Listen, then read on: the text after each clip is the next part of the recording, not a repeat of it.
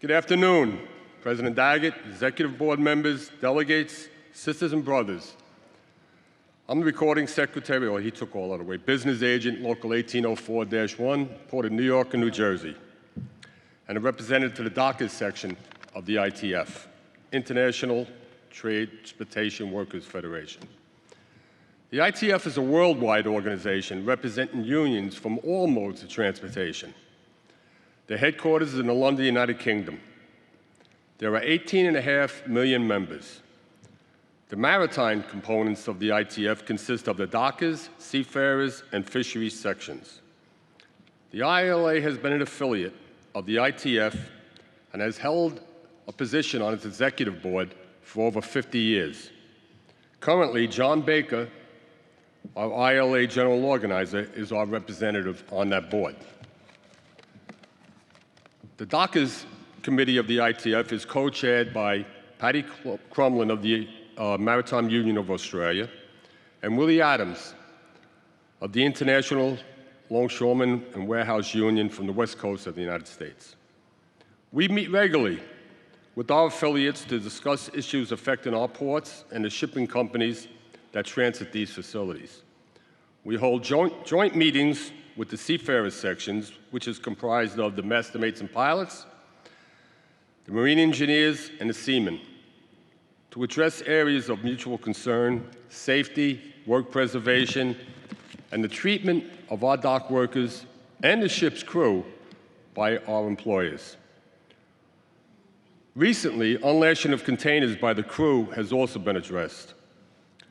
The seafarers were told of our concerns regarding unlashing of containers by the ship's crew. Just this past Thursday, in Italy, a seaman was killed during cargo discharging operations. Another seaman was killed while unlashing containers in the St. Lawrence Seaway this past year. Because of these tragedies, the ITF Dockers section and the seafarers got together and agreed to what is known as the Dockers Clause. That lashing is dockers work, period. Starting January 1st of 2020, the companies that have ITF agreements were notified and have agreed to respect the ITF Dockers Clause.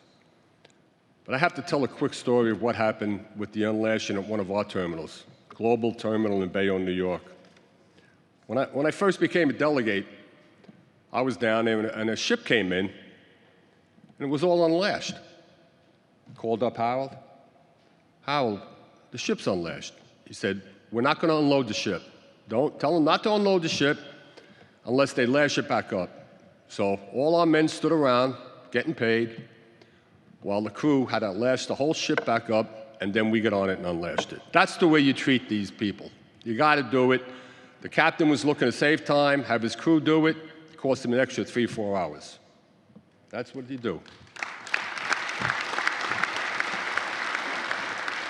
There are 10 ITF inspectors in North America that board ships, interview the captain and the crew, and inspect the manifest to ensure the treatment of our crew, particularly in regards to unlashing of cargo.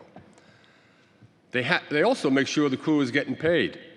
In the last 10 years, $332 million in owed wages to the seafarers were collected and distributed back to the workers.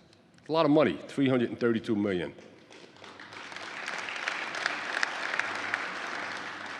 In April of this year, the seafarers section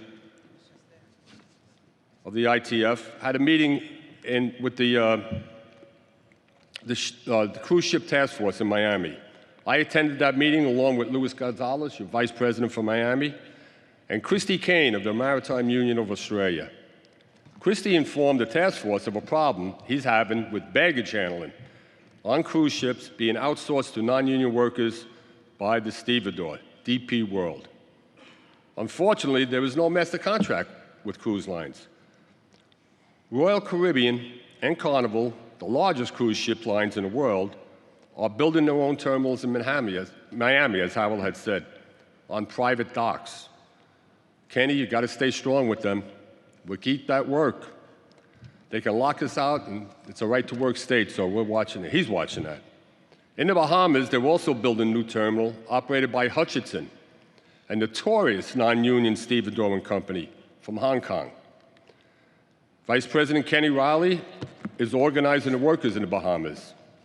Hopefully you'll be successful, Kenny. That's a tough stevedore company.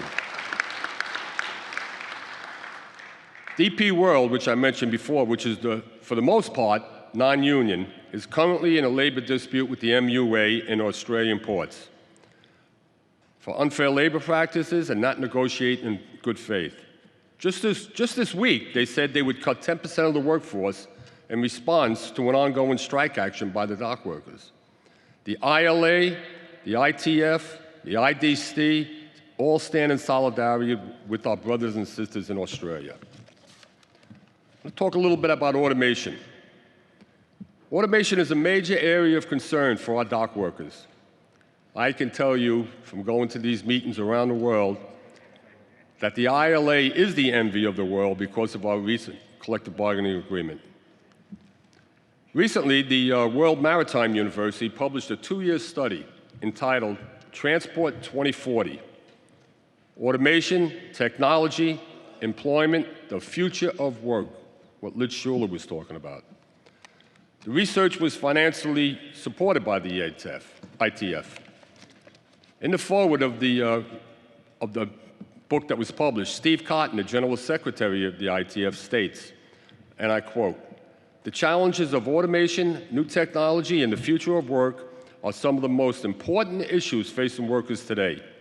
For trade unions, we must be strong enough to be able to shape change, understanding potential impacts and opportunities for our members, and preparing the appropriate education, training, and capacity building needs of our members and workers in the transport chain. Transport workers of today and tomorrow must be equipped with the required knowledge, skills, and expertise for the jobs of tomorrow." The ITF and the World Maritime University study provides the information needed to support these aims. I just got a book. We were in Genoa, Italy, and it came up at that meeting. It was unbelievable. The ITF remains committed to working in partnership to ensure our unions and members are central to development and building the future of work, unquote. In many areas, automation is likely to result in a shift of the workforce. For example, when Global Container Terminal in Bayonne, New Jersey first became semi-automated, some longshore jobs were eliminated. However, there was an increase in maintenance jobs and tech jobs. When containerization was Virgil Maldonado, I'm screwing that up. That's Harold's, I got to get it out.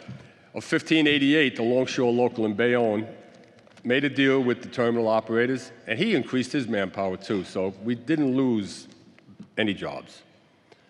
When containerization was introduced in the 1960s, new jobs were created: crane operators, equipment operators, maintenance workers. Manpower was reduced, but not eliminated. We now have higher paid, more skilled workers. New technology is changing the way we work again. Our members are adapting. Training is mandatory. Computer literacy is necessary. When my wife was typing this for me, she said, "Yeah, that's what you read. I'm computer illiterate, so is Hal."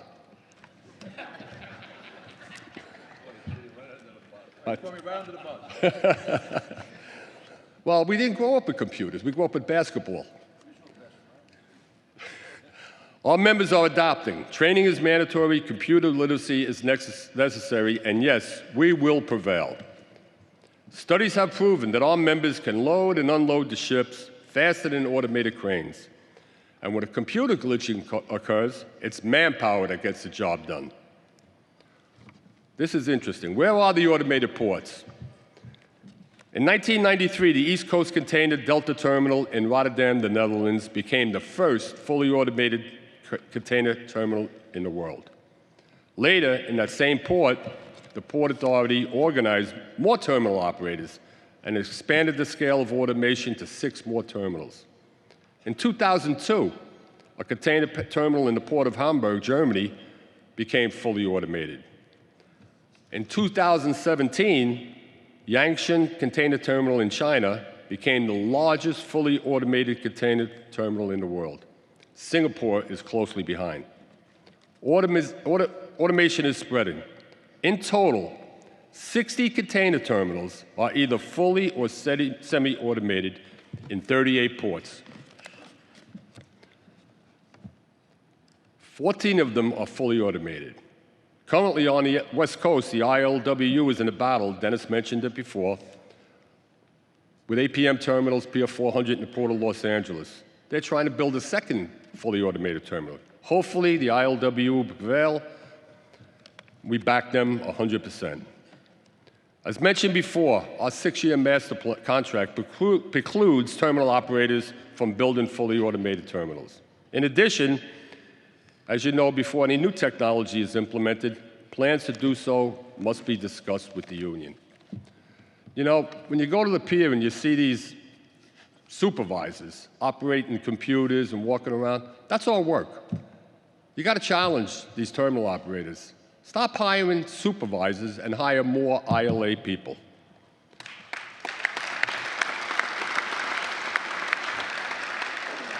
Our jobs are changing. We have to prepare for the future by becoming more skilled and tech-savvy. All dockers have to support one another. The IDC and the ITF are umbrella organizations that have the same goals: protect our members and preserve our work.